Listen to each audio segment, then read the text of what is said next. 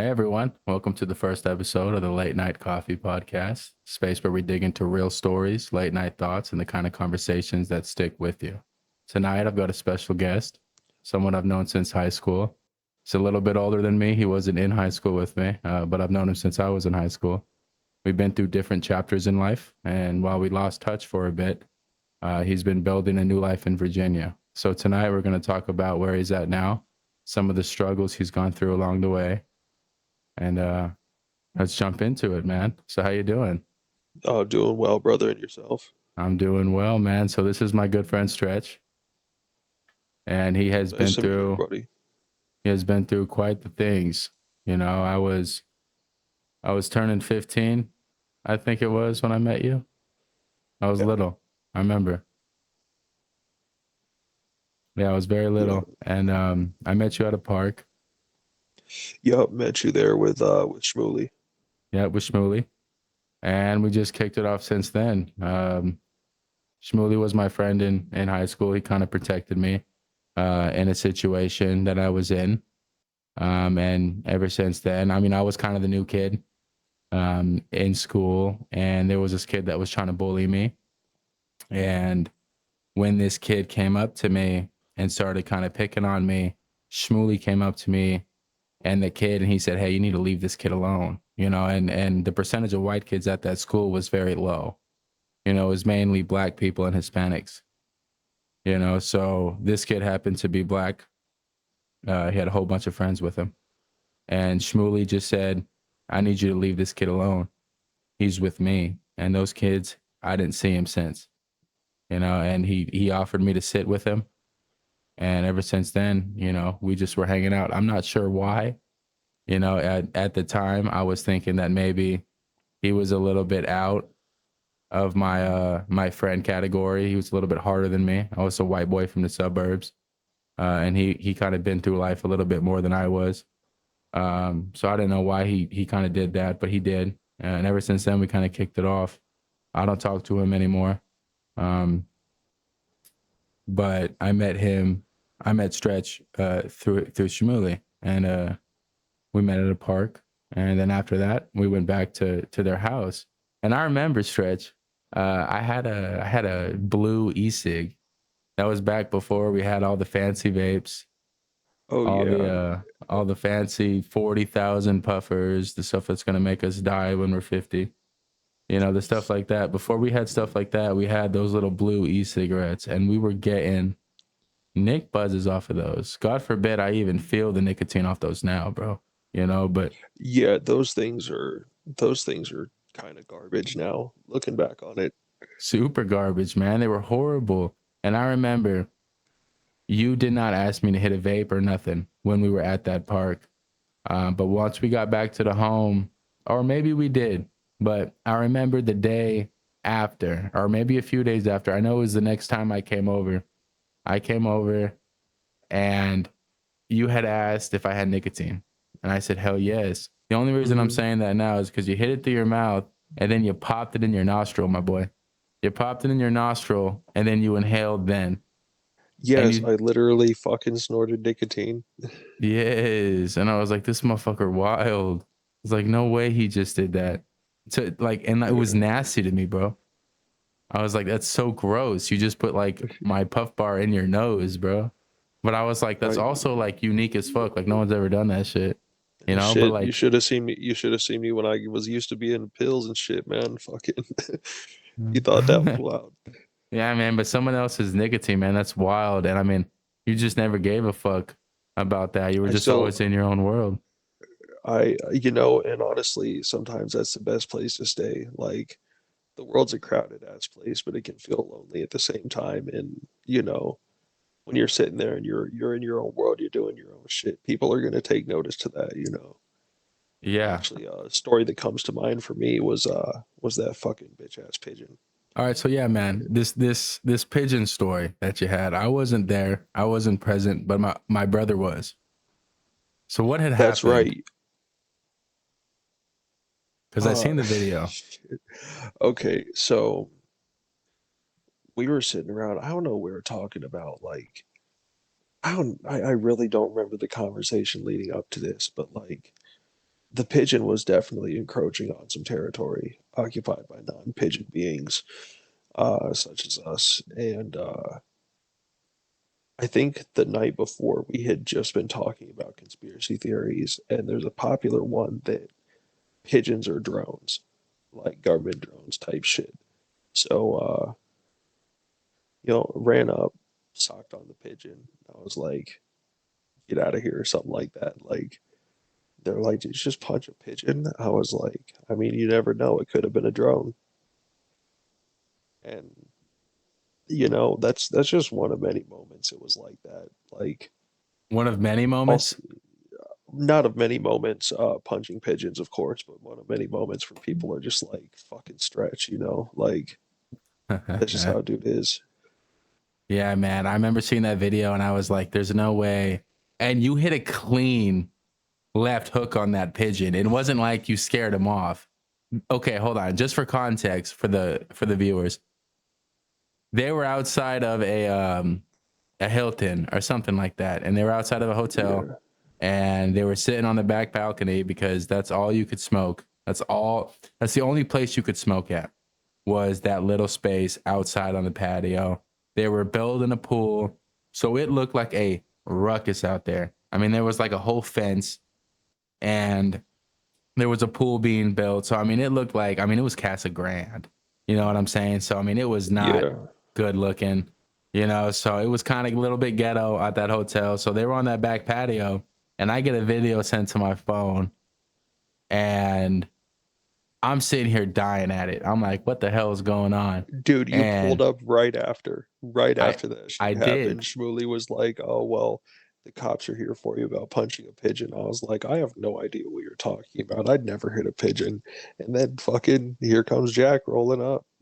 Yeah, and I was the police, you know, and I mean, it it was funny because in this video that I got sent, he comes up, you know, he's sitting down, they're all having a conversation, they're chilling, you know, and then there's a pigeon that flies up, he porches up on top of, you know, one of those little column barriers that they have to support the you know, the second story, and it's chilling up there, and they look at it and they start recording it and they say, hey, Stretch.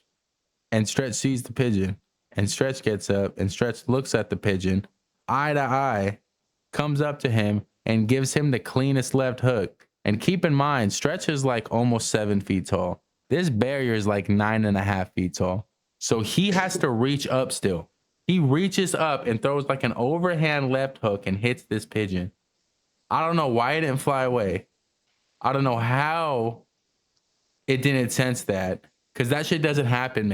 Maybe a pigeon's never got jabbed like that, but he had no remorse. You know, some people are scared of birds, but Stretch, the bird was the enemy. 120%. The bird Oh, was the enemy. absolutely.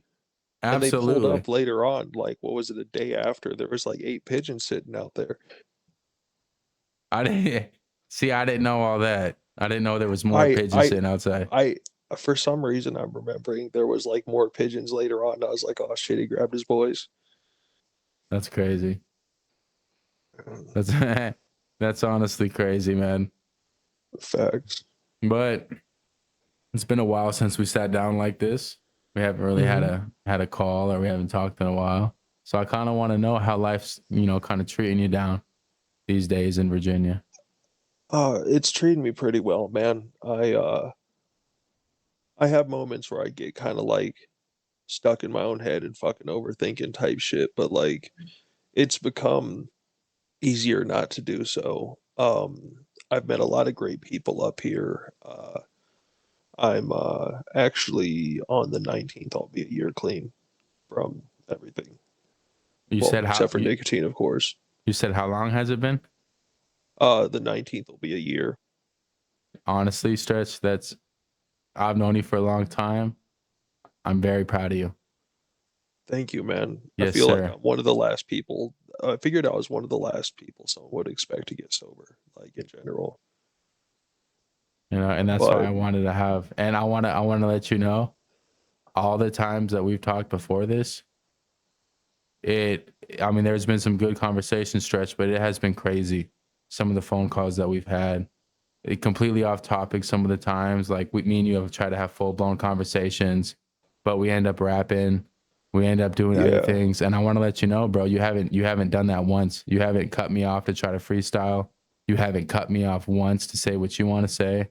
And honestly, I think from talking to you now, man, I think you've grown 10 years in maturity Well, from when I thank you, last man. talked to you, bro. And I only talked to you like 6, 7 months ago, like real spill. I only talked to you Yeah. 6, 7 months ago. And in that time, you've matured 10 years. And I think it's because in that 6, 7 months, maybe that first 5, 6 months you were struggling, trying to keep clean. And I know it's always a struggle. It's going to be a struggle your whole life. But you were able to kind of realize like, yeah, I'm going to be struggling with this.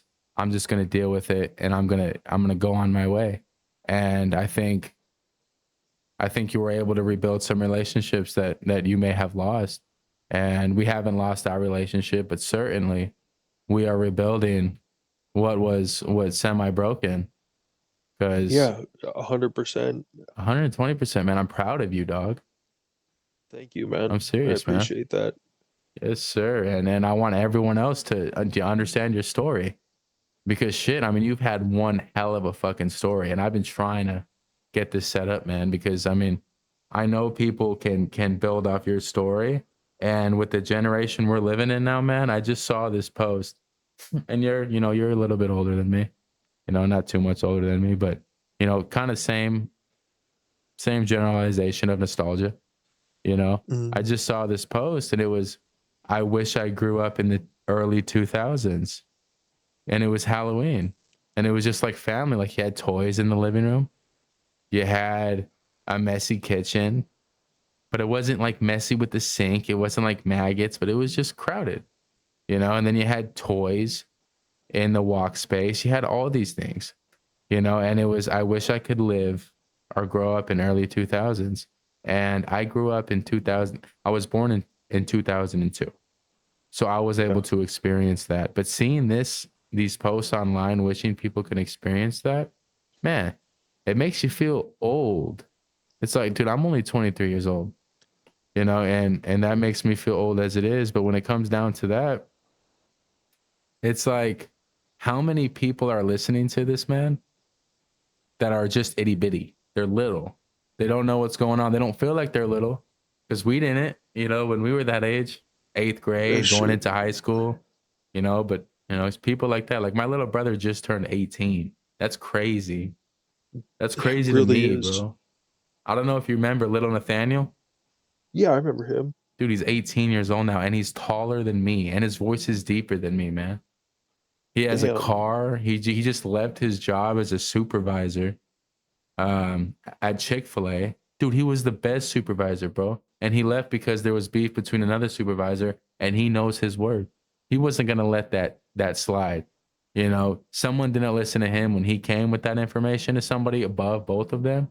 They didn't want to listen. He left. Now they're in a position where they're looking for somebody else to replace him and it's a hard replacement to fill, and he's moving Nate on to Real is better 18. things. Huh? Nate Real is a full grown adult now, bro. That's Dude, wild. he's an adult now. He's driving. He's been with his lady for like 5 years, man. And dude, and I don't see him very often. I see him maybe 3 or 4 times a year. And every time I see him, from the last time I saw him a few months ago on my birthday, um, from the time before that, it was probably 7, 8 months. Like he was short, he was a little chubby. He wasn't like super small like he used to be, but he was short. He was still with his lady, and he worked at Chick-fil-A. He wasn't a supervisor yet. Um, but now, dude, he's skinny, taller than me. And I mean, I'm 6 foot, bro. I'm 6'1". He's maybe 6'3", really Damn. skinny. He left a $19 job to get a $23 hour job. And I'm sitting here like, bro, I am so fucking proud of you. Time really flies, man. Time really flies, man. I know you haven't seen them since they were just itty bitty. I mean, maybe like 12, 13, huh? Yeah. Yeah, just about. It would have been the last time I would have seen either of them was that day that you, me, and Della was out there. I think we were putting down rocks because y'all were about to build a pool Yes. or And my cinder dad blocks or loved you. something. And your dad also made some really good smash burgers. He did, man. And he made a joke about you. He called you, I think he called you Slim, like Slim Man, Shady. so many fucking people have called me Slim over the years, man. Man, it was so funny, bro. I mean, we were clowning about it Right. for months. My dad loved you though. I remember you pulling up helping us. He was like, "Man, I love Slim." I was like, "Why you keep calling him Hell that?" And yeah. he's like, "He's Slim Shady, man. What you talking about?" I'm like, "What do you mean he's Slim Shady, Pops? He looks nothing like him." He's like, "Man, he's Slim Shady." He's like, "That's my boy Slim. He's pushing more rocks than you guys are." I'm like, "He's not pushing more rocks than me, Pops." You know, I was itty bitty too. I was like, "He's not pushing more rocks than me, Pops." You know, that's my dad. I'm trying to get, Man, cookies and shit. not even that itty bitty. That was like, what, 2 years ago now? Yeah. Have you ever been locked up before? Yeah, actually. So my original charge was felony property destruction. I spent 2 weeks in a city jail before getting let out my own recognizance, and I was given orders to go to pretrial. Well, I didn't end up making it to pretrial. I would have liked to. I wouldn't have minded. It's just that I had no idea where to go or even how to do it. And at the time, I was still on the streets. So I ended up, just doing my thing, got into a recovery program closer to where I'm from here in Virginia. And that wasn't going too well. Started drinking a lot more, went back to smoking weed every day, uh, doing cocaine here and there. And I didn't find out until much later. Well, I was getting kicked out of the house on June 8th, and it was literally that same night that I found out I had a warrant for my arrest. So it was the felony property destruction and failure to comply with pretrial. I ended up spending 59 days in regional jail, and they let me out on basically no restitution. I just had to pay a little court fee, but it's a good thing that, no fee ever got submitted because I would have hated to be in debt and homeless at the same time because both those things are pretty whack for anyone who's been through either of them. Oh, so crack me in on those 59 days. That's something new I haven't learned about you yet. What did you experience when you first went to that jail? What did you feel? Well, I was definitely withdrawing from cocaine. And oddly enough, I just kind of like took it on the chin best I could. Actually, if I were to show you my ID from regional, I looked like I was just like, what the fuck could go wrong next? And I mean, it was somewhat of a new experience. Well, actually, it was a new experience for me. And, it ended up being, well, it's not really a fun place to be, but I feel like I definitely made some friends in there. Or at least, just met some damn good people. It was, there were times I would have these lucid dreams, Jack, and I would literally tell the characters in my dreams, like, yo, I got to get back to jail before I get into trouble. And I woke up and I'm like, shit, I was here the whole time. Uh, did a lot of working out, a lot of reading. Uh, Food was terrible, but there were people I hung around in there that were just generally very positive, supportive people. And well, I definitely don't want to go back. I do know though that it's one of those experiences in life that definitely brought me closer to God, a lot closer than I had been at the beginning of those 59 days. Oh man, I've never been arrested. I have some civil citations. Yeah, But I have something similar that you were talking about. Um, what was that first thing that you brought up? property destruction. Yes, property destruction. What made it felony? I have property It destruction on my was record, but I don't. what made it a felony that I later pled to a misdemeanor and got let out that day, back in August. Um, what made it a felony was the fact that it was over $1,000. Okay, I think mine's at 900. Yeah, that's the difference between a misdemeanor and a felony is the amount of money and damages caused. Yeah, I smacked a stop sign and fucked two curbs. Like Damn. 900. Yeah. And they've been reaching out to me for a minute, but I haven't paid it off. And Shit. how did you get arrested on that warrant? How did you figure that So out? okay, Because I so know you probably didn't know you had a warrant, maybe. yeah, I was actually like I had no idea. I honestly completely forgot about pretrial to be honest with you.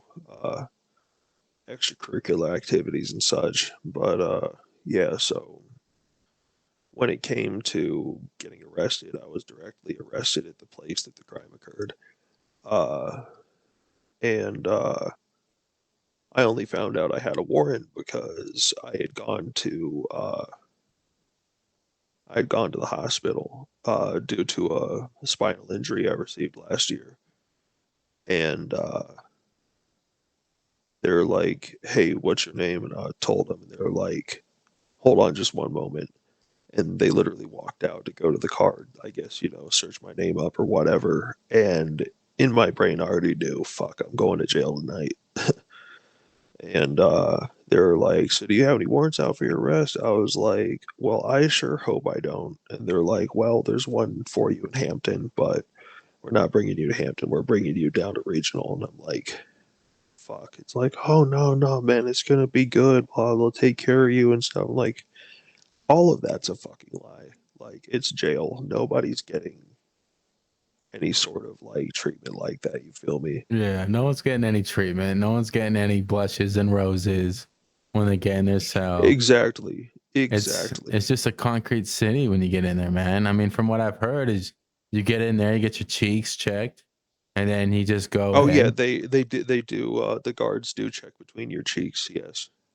And were you scared at all? Like when you went in there, were you like, okay, I'm gonna get like fucked up if I don't do something for somebody? Or No, were you like one of I those was people? I was honestly more depressed at the fact that I was in jail, but by the time that I got a little further along in my sentence, I'm like, damn, this is a blessing. Like it's housing I don't have to pay for. What The jail did food's you not go great, to? but Western Tidewater Regional. Ah, and that's in Virginia. Yeah.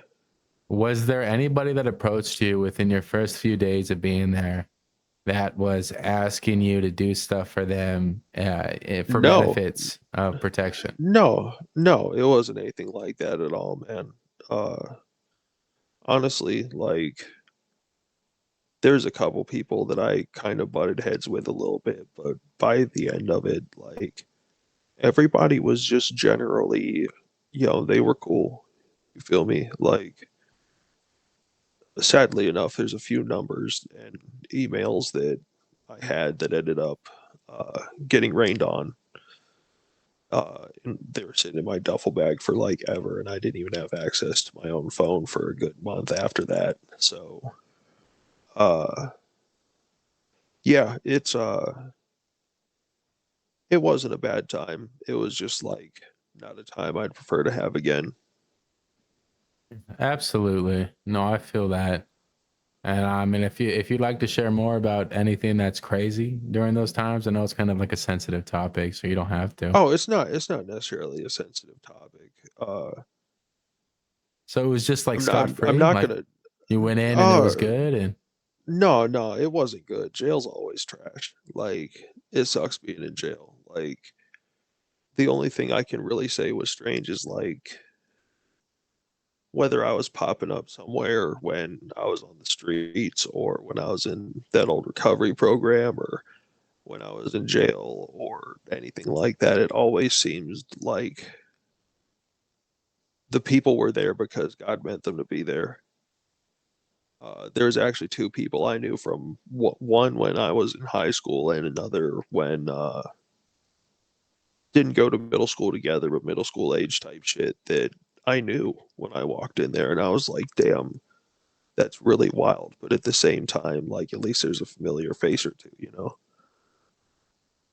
well, that's good that you saw people that you knew. Yeah, I mean, it wasn't good that they had to be there, but definitely,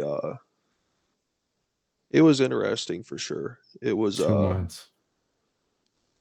yep, just under 2 months. And you got into no fights?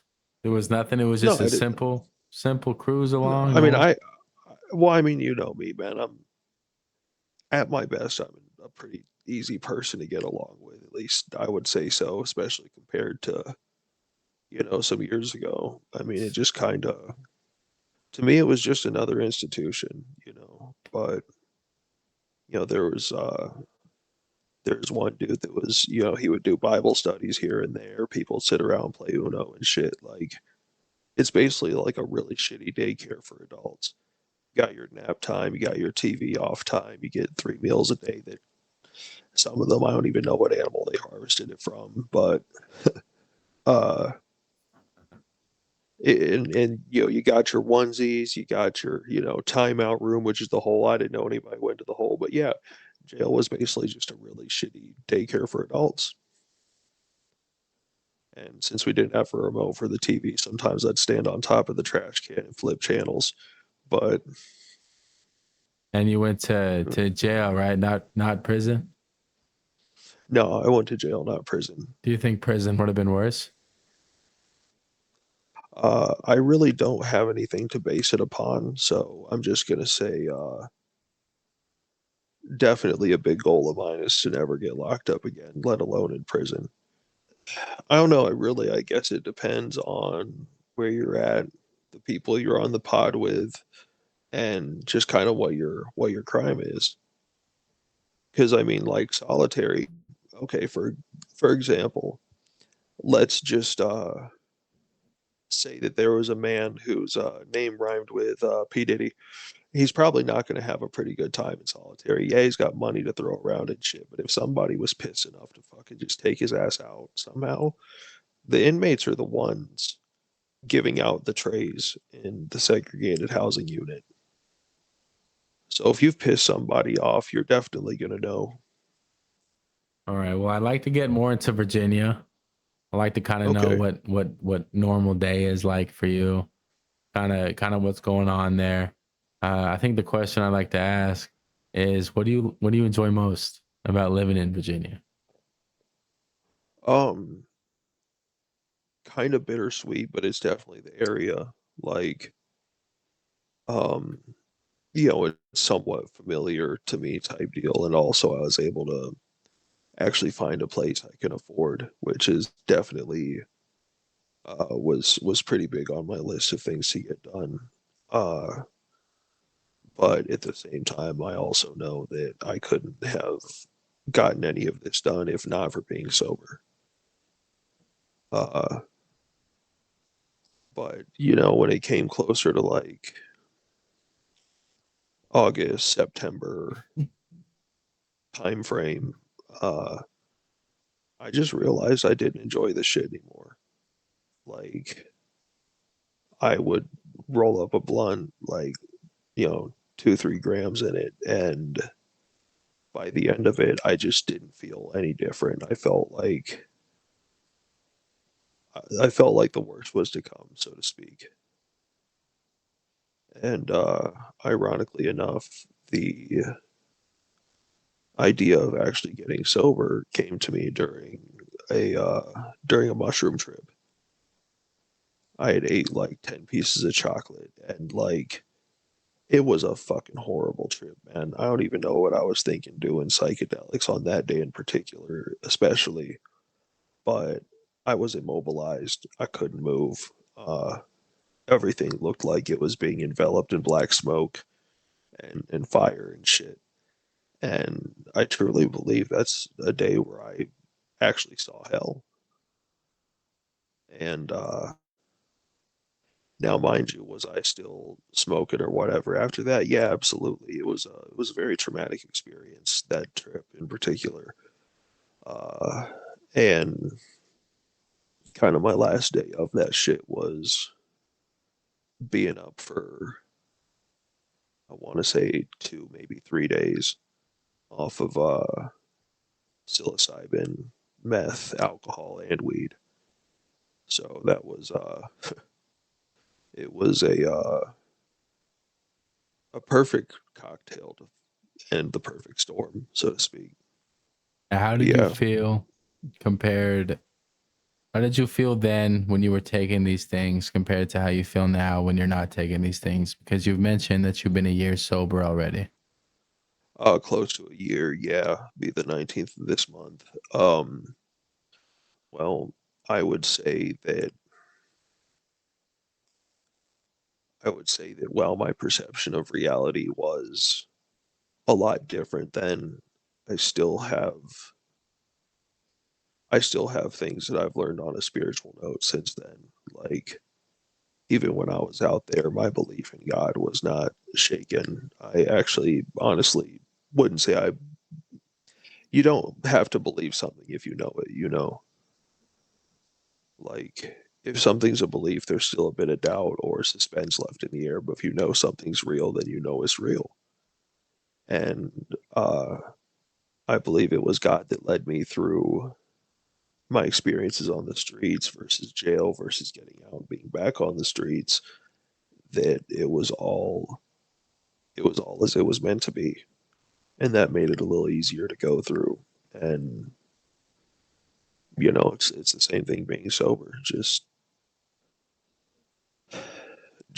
waking up and knowing that there's another day that I've been allowed to live by his grace. Right. And I know I've said it before, but I'm going to say it again. Not only are you not doing the things that a lot of people do in this world, paraphernalia.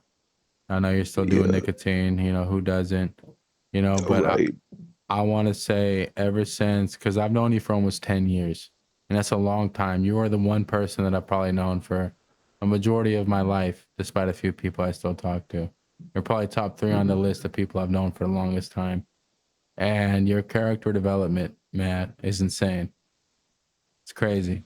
Right now, I feel like I'm talking to a grown man that has been through a lot more trauma than I have been through, that can teach me a lot of Mhm. things. And that's who I'm talking to right now. But come 2 years ago, when, 2 or 3 years ago, when we went to Seattle, I felt like I was babysitting. And I know you felt like you were being babysitted a few of those times. I know if I took you to Seattle now, you would have been the one driving that car. You would have been the one facilitating all this. And I don't want to say it's because you've been sober, but maybe that's the reason why, man. Like you're a full adult now. Like you're acting like someone completely new, man. And I'm just entirely proud of you. And I just want you to know that because I know that you've worked entirely hard to do that. And I don't know if it was the the pressure and the stress put on you when you were going into Virginia, that whole setback that you were dealing with. I know you were dealing with a whole bunch of stuff. Yeah, there were definitely a lot of setbacks. That's for damn sure. Yeah, but I feel like there was a setback that changed your reality. That you finally were like, oh shit, this is real. And like Yeah, you started thinking it completely differently. You started making money moves. You were you started finding ways to live. You started trying to figure out a way to do things. And before you weren't trying to do that. In Arizona, you had no there was no options around you that could help you. and at the same time, when I was out in Arizona, the second time rather, I had filled out so many fucking applications, dude. Like so many that were either turning me down or being like, "Oh, we went with another client," or calling to never hear a call back, and it put an immense amount of pressure. Like it was so depressing not being able to get up and put my life back together the way I was hoping it would be. But now I realize that no was a not right now. That wasn't a place I was meant to be. I wasn't around people I was meant to be around. I mean, no name dropping type shit, but like, it's it's definitely at a better pace now than it was for certain, especially with this being my first, definitive option of, having a job, a career really that kind of fits. Right. Absolutely. You know? And as soon as I get done with the calling process and all that, um, I'll be taking online classes in behavioral health and substance use disorder. Well, that would be good. Yeah, I mean, I've got a lot of firsthand experience for sure. So you mentioned last night in our conversation prior to this podcast, you said you had some questions. Yeah, just about, just about life, man. I'm going into those questions now, about how, your life was and what's going on. I got a whole bunch I'm getting into, so it's probably going to be like, a long podcast, man. Like the stuff I have now, the way it's going, it's like 3 or 4 hours, so Hey, I could speed it up if you'd like, no, no, I'm good, man. but I mean, it's just been so long since I've talked to you, man. And I just want to know these things. And I know you want to know some things too. Because I mean, Yeah. your progression and the way that you did that. So when I first met you, you were living in a solid position. You had your pops with you, mom's wasn't around. Pops met a woman. That woman ended up having a son that was already born a long time ago. Shmooly, you know what I'm Hmm. saying? But you had Yeah. ended up leaving the house that you stayed at, that you invited Shmooly into, and you left that house, and it's a sensitive topic, but I want to get into it here in a minute. But Personally, I don't hold any resentment about it. There's really okay, no need to, like there was actually there's a concept talked about in the Bible that's also talked about in medical science is that holding on to feelings of resentment and unforgiveness can cause so many stress related health issues. And it can be hard to learn how to let go, but once you do, it's a very liberating thing. I think I sent it to you right after I uploaded it. It was that song that you, me, and Shmuley did, The Method. Uh, I didn't really know exactly how or when to really reach out to anybody for real, but like uh, re-uploading the method was kind of my way of saying like, you know what, like fuck the past. What's done is done. Like I miss Jack and I miss Shmuley,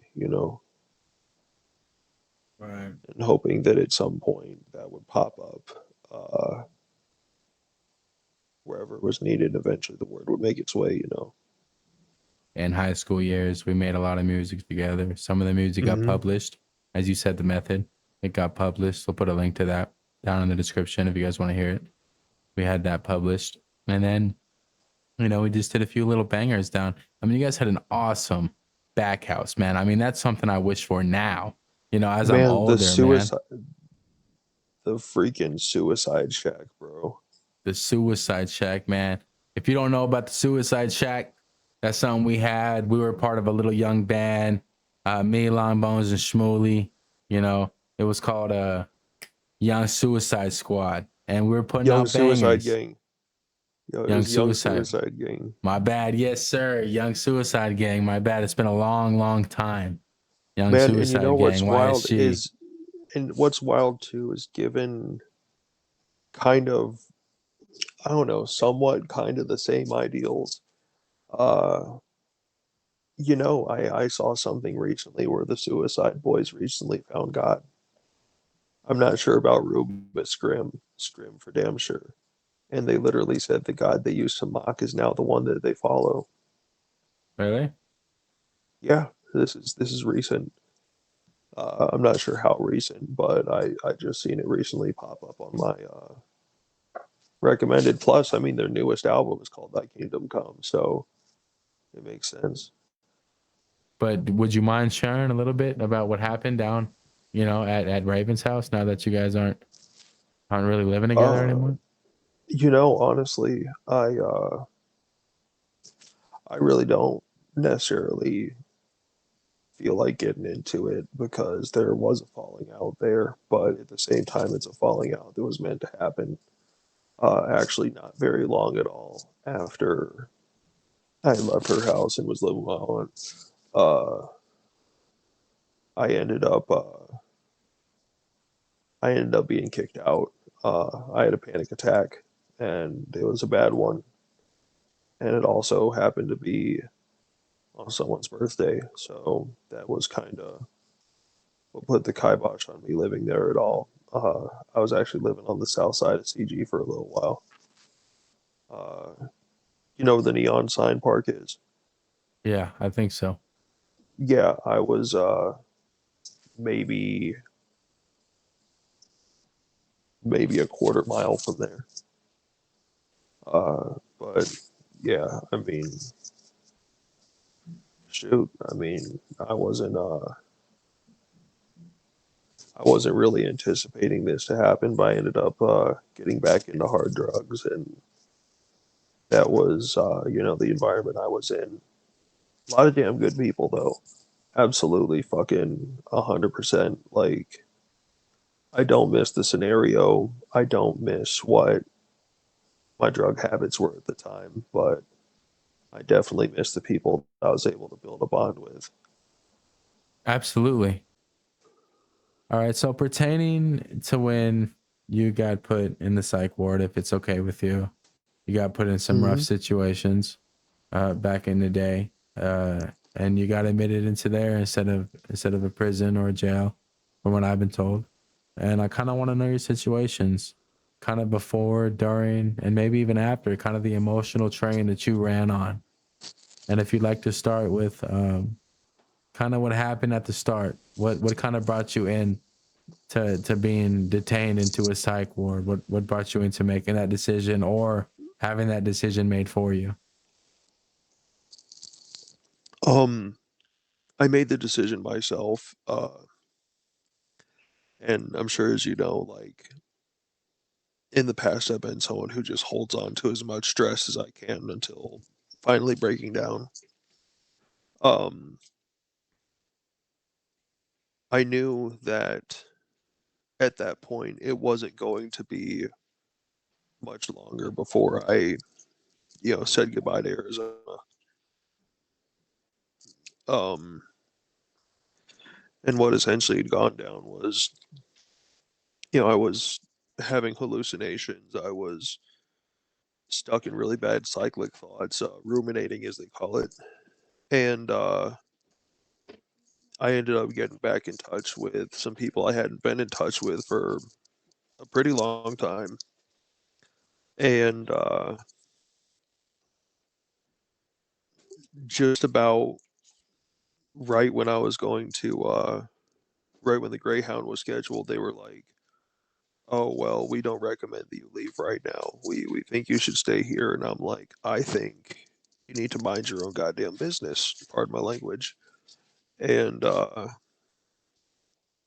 it was probably about maybe 6:45, 7 p.m. when I had caught a Uber from the psych ward down to the Greyhound station. Ended up leaving around maybe 9 or 10 o'clock that night, almost 11. Actually, it was around 10:45 p.m. And I sat there and I was like, this is going to be another really pivotal point. It took like maybe 4 or 5 days to get from Arizona to uh, where I touched down at. And I don't know if you've ever been on a Greyhound, but it's hard to sleep on them things. So it was like maybe 4 or so days I didn't sleep. And when I got off the, well, actually, even before I got off the Greyhound uh, in Dallas, I had uh, I had accidentally left my bag under the bus. So even though I had already lost a lot of my physical possessions, just about all the rest of them got lost on that bus. Were you under the influence when that had happened? No, but it would have helped. It definitely would have helped. Uh, Do you think it because would have that helped was you keep track of your bags, or you think it would have helped you deal with the cope and the stress of losing your both, bags? both. Okay, I feel that. Uh, Actually, as a matter of fact, no, because I had a dab pen on me, so I was definitely under the influence. I just Well, you were wasn't used really to enjoying it. you were used I to weed wasn't really at that point, so you weren't like intoxicated, but you weren't sober at the same time. exactly, Right. Okay. exactly, and wasn't even into Dallas yet when I found out that the person I was going to be moving in with had backed out because there was some, miscommunication or whatever. But it it was something I just had to act okay with because I would have had to be okay with it, like Right. this is gonna be a roommate, and this person was like, "Oh, I thought you were coming out here for vacation." I was like, I had barely $50 to my name. What makes you think I'm coming out there for a vacation? You know, especially after being in debt for, like I said, over a year. Uh, but it is what it is. I got off the bus and I was just kind of kicking it. Just I ended up finding a patch of dirt and this like little walking trail, and I slept there for a couple hours. Why did you leave for Virginia? What prompted you to do that? It's because it's where I'm from. I honestly, for a lot of years in Arizona, I was hiding that I was a fish out of water. Like I wasn't in, you know, I just I don't know, time just felt right to come back home. I And was was doing did it you to stay away from some of the habits that I had had, like the meth and all that, which had mixed success throughout last year, but where I'm at now. and did you have a place to go? Was there certain text messages that you had received beforehand to kind of go down there to prompt you to go down there in the first place? Maybe from old Um, friends or inspiring rappers. I was gonna be roommates with a friend of mine, but she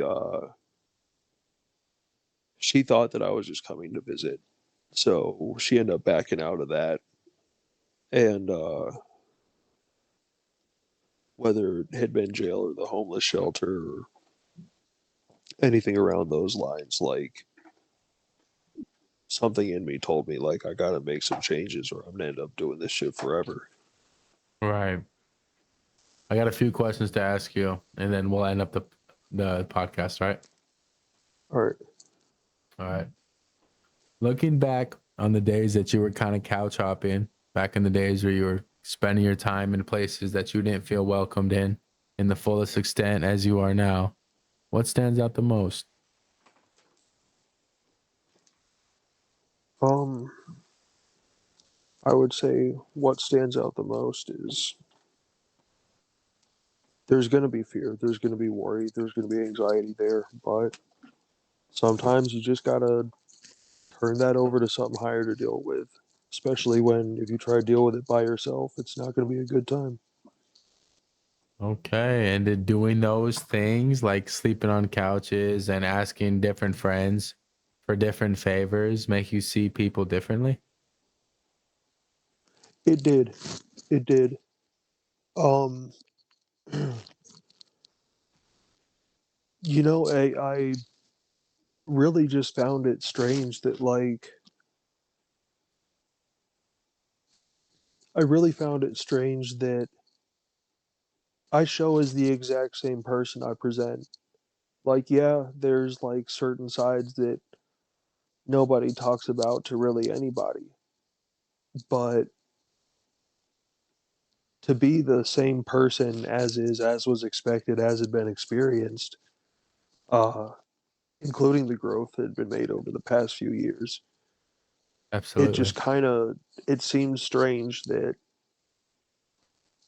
you know it seems strange carrying that out. and being ostracized for it when it was just fine not even that long beforehand. Okay. I like that. And my friend, I have three more questions for you. All right. All right. First one is if you can sit down with your younger self back in the middle of all that chaos, what would you tell him? I tell him keep your chin up. Is that Don't a fear anything. Don't fear anything but God. And also just to keep striving and keep pushing because it can get better. and would you tell him anything more personal? Invest in Bitcoin. Invest in Bitcoin. That would be something that would be nice. Yeah. You would be living life right now, Oh, wouldn't it? for shoot. We all would, man. We all would. I definitely count you as one of those people that God placed in my life, man. Absolutely. What are some personal goals that you have set for yourself moving forward? Well, other than getting through college and doing my driver's test again, I want to start actually finding time to allow myself to be creative, man.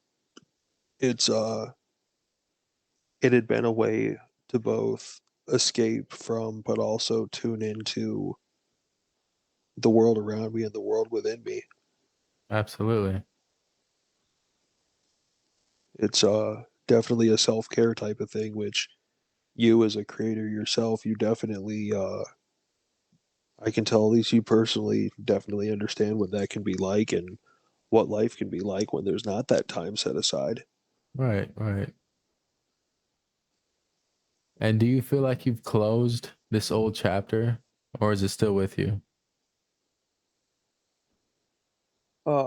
Chapter pertaining to To your life.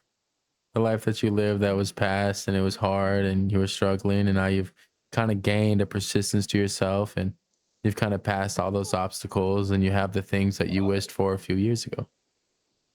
I uh I would attribute that to placing a comma instead of placing a period.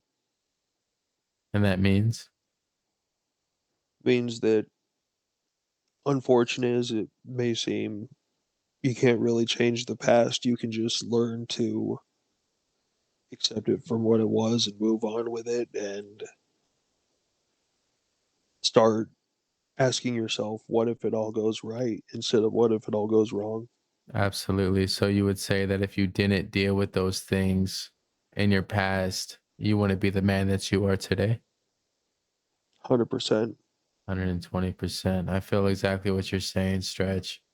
And what do And you you, hope people take away from this story that you've told today?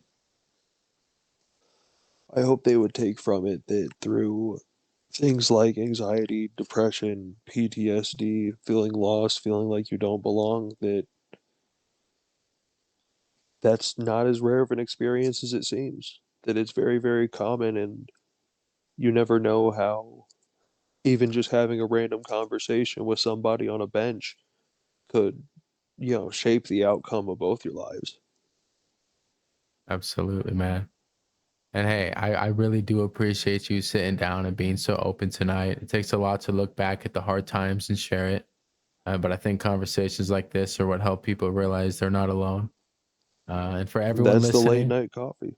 yes, sir. And for everyone listening, thanks for joining us on the Late Night Coffee Podcast. This was our first episode, and it's just the beginning. We'll be back with more real conversation, late night thoughts, and stories about what it means to push forward. Till next time, grab your coffee, stay grounded, keep moving forward.